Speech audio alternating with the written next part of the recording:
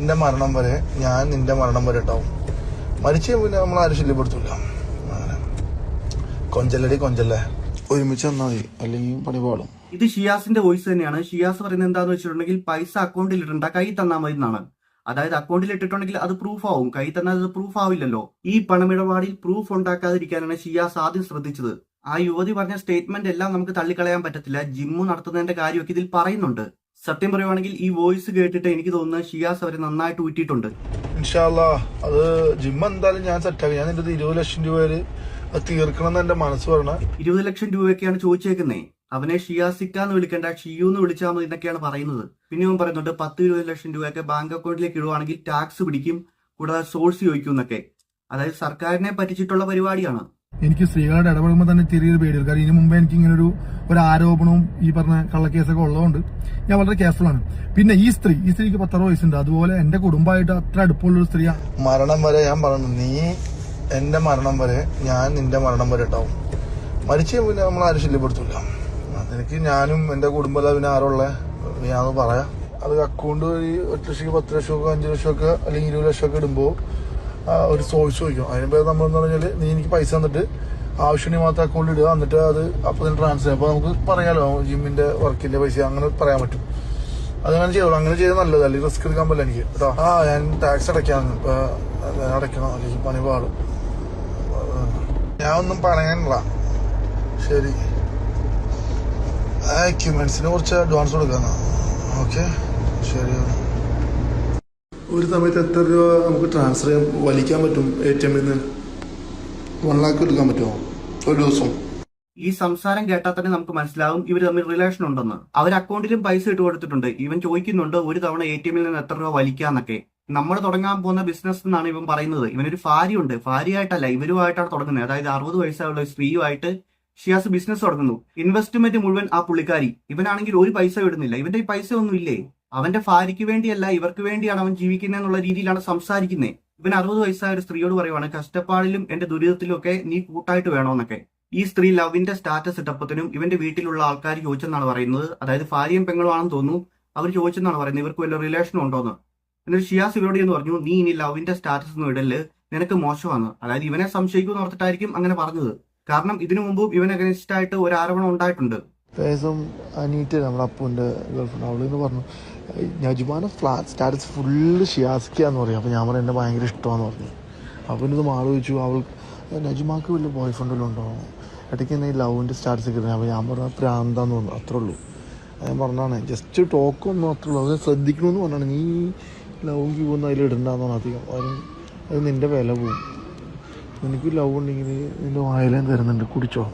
അവള് ശ്രദ്ധിക്കും എന്ന് പറഞ്ഞാണ്. നീ ഒന്ന് ശ്രദ്ധിച്ചാൽ മതി തോന്നാം. നിനക്കറിയില്ല അത് എങ്ങനെ ഡീൽ ചെയ്യണമെന്ന്. അതിൽ മോനെന്നൊക്കെ പറഞ്ഞിട്ടാൽ മതി. ഞാനങ്ങനെ ഒന്നുമില്ല, അത് ഒഴിവാക്കണതിന്. അത് നിന്നെ ഭയങ്കര കാര്യമാണ്, ഉമ്മാനെ പോലെയാണ്, ഭയങ്കര ഇഷ്ടമാണ്. അപ്പം അത് അങ്ങനെ ഒഴിവാക്കാൻ പറ്റില്ല. അത് കുഴപ്പമില്ല, നീ നൈസായിട്ട് വിഷയമൊന്നുമില്ല, അങ്ങനെ വിചാരിക്കണ്ട. അത് കുറച്ച് ശ്രദ്ധിച്ചാൽ മതി. ആയിക്കോട്ടെ, നീ മാതിരി സ്റ്റാറ്റസ് പറഞ്ഞോട്ടെ, നിന്റെ സാമാനം അടിച്ചാൽ പൊളിക്കും. ഉള്ളതിനാ ഇവൻ പറയുന്നത് എന്താന്ന് വെച്ചിട്ടുണ്ടെങ്കിൽ ഇവന്റെ ഫോട്ടോ വെച്ചിട്ട് സ്റ്റാറ്റസ് അത് ഇടണ്ട, അങ്ങനെ ഇടുന്നുണ്ടെങ്കിൽ മോൻ എന്ന് പറഞ്ഞിട്ട് ഇട്ടാൽ മതി എന്നാണ്. മറ്റുള്ളവർ മനസ്സിലാക്കണം ഇവൻ അമ്മയോടുള്ള സ്നേഹവും അവർക്ക് ഇവനോട് മോനോടുള്ള സ്നേഹമാണെന്ന് മറ്റുള്ളവർ വിചാരിക്കണമെന്നാണ് ഇവൻ പറയുന്നത്. അങ്ങനെയുള്ള രീതിയിൽ സ്റ്റാറ്റസ് ഇടാനാണ് ഇവൻ പറയുന്നത്. പെരുമ്പാവൂരിലെ ഏറ്റവും വലിയ ജിമ്മാണത്, സൂപ്പർ അടിച്ചാണ്. എനിക്കറിയില്ല ഒന്നും, അറിയില്ല. ഞാൻ ചോദിച്ചിട്ടില്ല, ഉമ്മ ഒന്നും പറഞ്ഞില്ല. ഞാൻ ഒരു ജിമ്മിന്റെ കാര്യം എന്താക്കണമെന്നുള്ള ഇതിൽ നിൽക്കാം. ജിമ്മൊന്നും നമുക്ക് അവിടെ ഷിഫ്റ്റ് ചെയ്യണം, ഇച്ചിരി പൈസ ഒക്കെ സെറ്റ് ചെയ്ത് അവിടെ നിന്നും കുറച്ച് പൈസ സെറ്റ് ചെയ്യണം. നീ ഒന്ന് നോക്കട്ടെ. അങ്ങനെയും മറ്റേ ബ്രദറിൻ്റെ അടുത്ത് അന്ന് കൊടുത്തില്ല ആ കുറച്ച് പൈസ, നീ കൊടുത്ത് 10 ലക്ഷം രൂപ നീ കൊണ്ട് ആർക്കും കൊടുത്തിട്ടില്ല. അത് വാങ്ങിച്ചിട്ട് നമുക്ക് ജിമ്മിൻ്റെ കുറച്ച് പണികൾ സെറ്റ് ചെയ്തിട്ട് ജിമ്മൊന്ന് കയറ്റി കഴിഞ്ഞാൽ നമുക്ക് ഇച്ചിരി റേഞ്ച് മാറും.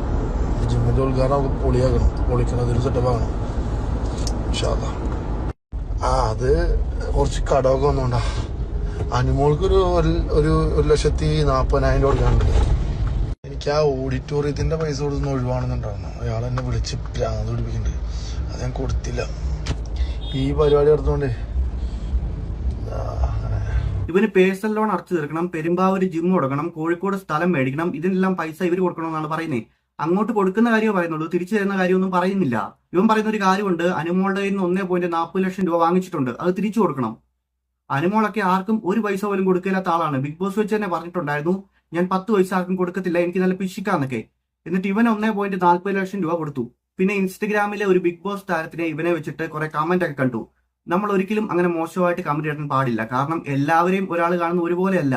നമുക്കറിയാത്ത കാര്യം മാക്സിമം പറയാതിരിക്കുക. നമ്മൾ ഒരാളെ കുറിച്ച് എന്തെങ്കിലും പറയുമ്പോൾ നമ്മുടെ ഈ പ്രൂഫ് ഉണ്ടായിരിക്കണം, ഇല്ലാതെ നമ്മൾ പറയാൻ പാടില്ല. അത് വളരെ മോശമായിട്ടുള്ള കാര്യമാണ്. ഉമ്മറയാണ് അങ്ങനെയുള്ള സെറ്റ് ചെയ്ത് തന്നെ പോയി ചെയ്യാം. ഇൻഷാല്ലാ കല്യാണം കഴിഞ്ഞിട്ട് നെക്സ്റ്റ് ഇയർ ഓള് ദുബായിൽ ഓള് ജോലിക്ക് പോയി കഴിഞ്ഞിട്ട് ഞാൻ ദുബായിൽ നേരെ അബുദാബി അങ്ങോട്ട് സൗദിയിലേക്ക് വന്നിട്ട് 10 ദിവസം ഉമ്മറയും പരിപാടിയായിട്ട് ഇൻഷാല്ലാ. ഇവരിട്ട ഈ വോയിസ് വെച്ചിട്ടാണ് ഞാൻ സംസാരിക്കുന്നത്. ഈ വോയിസ് കേട്ടാൽ നമുക്ക് മനസ്സിലാവും ഷിയാസും അവരുമായിട്ട് റിലേഷൻ ഉണ്ട്. അത് മതി, എന്നെക്കാൾ വലുതാരും വേണ്ട. ശരി, അതാണ്, അത് കേട്ടാ മതി. ഇൻഷാല്ലാ പണി ജിമ്മൊന്ന് തുടങ്ങി കഴിഞ്ഞാൽ ഉഷാറാവും. പെരുമ്പാവലായിട്ട് നല്ല ജിമ്മ് നമ്മൾ ചെയ്യാൻ പോകണം. കുറച്ച് ഫിനാൻഷ്യലി നല്ല ഫണ്ട് ഇറക്കേണ്ടി വരും, അത്രേ ഉള്ളൂ. എനിക്ക് ആ ഒരു പേഴ്സണൽ ലോൺ ഉണ്ട്, അതൊന്ന് ക്ലോസ് ചെയ്യണം. അതിലുള്ളൊരു ഇതാണ്. എനിക്കറിയില്ല, എനിക്കറിയാൻ സമ്മതിക്കില്ല കേട്ടോ.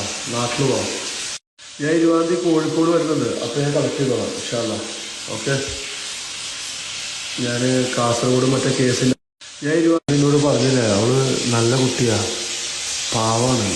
അവൾക്ക് സ്നേഹം കിട്ടാത്ത ഒരു ബുദ്ധിമുട്ടുള്ളൂ, ഞാൻ അത് കൊടുക്കും. നിന്റെ സപ്പോർട്ടും ഇതുവായുണ്ടെങ്കിൽ തന്നെ പകുതി ഓക്കെയാ. നെജ് എൻ്റെ കൂടെ ഉണ്ടായാൽ മതി ഇൻഷാല്ലാ. എനിക്ക് ആ ജിമ്മ് ചെയ്യണം മോളെ, ആ ജിമ്മ് ഉഷാറാക്കണം, കല്യാണത്തിന് ശേഷം ഗംഭീരാക്കണം. ഈ പൈസ നീ വേണ്ടാത്ത ആളുകൾക്ക് ആർക്കും കൊടുക്കണ്ട കേട്ടോ. പൈസ നമുക്ക് ആവശ്യമുള്ളതാണ്, വളരെ കെയർഫുള്ളായിട്ട് ചിലവാക്കണം. 2 ലക്ഷം എപ്പോൾ കിട്ടും? ആ കാറ്ററിങ്ങിനും മറ്റേ ഓഡിറ്റോറിയത്തിനും കൊടുക്കാം. ഇവൻ പറയുന്നത് എന്താന്ന് വെച്ചിട്ടുണ്ടെങ്കിൽ ഹ്യൂജ് എമൗണ്ട് ഒക്കെ ആണെങ്കിൽ അക്കൗണ്ടിൽ ഇടണ്ട, നീ കോഴിക്കോട് വരുമ്പോൾ എന്റെ തന്നാമെന്നാണ് പറയുന്നത്. അക്കൗണ്ടിൽ ഇട്ടാൽ ടാക്സ് കൊടുക്കണം, കൂടാതെ സോഴ്സ് കാണിക്കണം, ഇവൻ നേരത്തെ പറഞ്ഞല്ലോ. പിന്നെ ഇവൻ നല്ല രീതിയിൽ അവരോട് പൈസയ്ക്ക് ബാർഗെയിൻ ചെയ്യുന്നുണ്ട്, വേറൊരാളുടെ കയ്യിൽ നിന്ന് പൈസ മേടിച്ചു കൊടുക്കാനും ഒക്കെ പറയുന്നുണ്ട്. അതായത് കടവായിട്ട് ഇവൻ നല്ല കുത്തുവാള എടുത്തിരിക്കുകയാണ്, അങ്ങനെയാണ് ഈ വോയിസ് പറയുന്നത്. ഇവർ തമ്മിൽ പൈസയുടെ ഇടപാടുണ്ട്. പീഡനകാര്യം എന്താണെന്ന് എനിക്കറിയില്ല. വേഷമൊന്നുമില്ല, കല്യാണത്തിന്റെ കാര്യം, പൈസ, മഹർ, അതൊക്കെ ആലോചിക്കുമ്പോൾ ചെറിയൊരു ടെൻഷൻ ഉണ്ട് എനിക്ക്. അത് കുഴപ്പമൊന്നുമില്ല, ശരിയാക്കും. പക്ഷെ അവിടെ എന്തെങ്കിലുമൊക്കെ ചെയ്തെങ്കിൽ കുറച്ച് മഹർ വാങ്ങിച്ച് എനിക്ക് ഓളെ കെട്ടണം. അങ്ങനെ എനിക്കും വേണ്ട ഒരു ജീവിതമൊക്കെ. എനിക്ക് എൻ്റെ കൊച്ചിനൊക്കെ എടുത്തൊരു പൊന്നാരിപ്പിക്കണ്ടേ. കുറേ ഇപ്പോൾ ഞാൻ എന്താ പറയുക, എന്ത് ചെയ്യുന്നു ഇവിടെ വലിയ കിട്ടാൻ വേണ്ട, ആ മറ്റേ എന്തിനും പൈസ ഒന്നും കിട്ടാൻ വേണ്ട. ഒരു 1-2 ലക്ഷം രൂപ പൈസ ചോദിക്കാത്ത അവൻ നീ അവനോട് ചോദിക്കി, എനിക്കിങ്ങനെ ഒരു 10 lakh rupees ആവശ്യമുണ്ട് മുജി, അർജന്റാണ്. നീ അവന് മെസ്സേജ് വോയിസ്, ഇങ്ങനെ എനിക്കൊരു 10 lakh rupees ആവശ്യമുണ്ട്.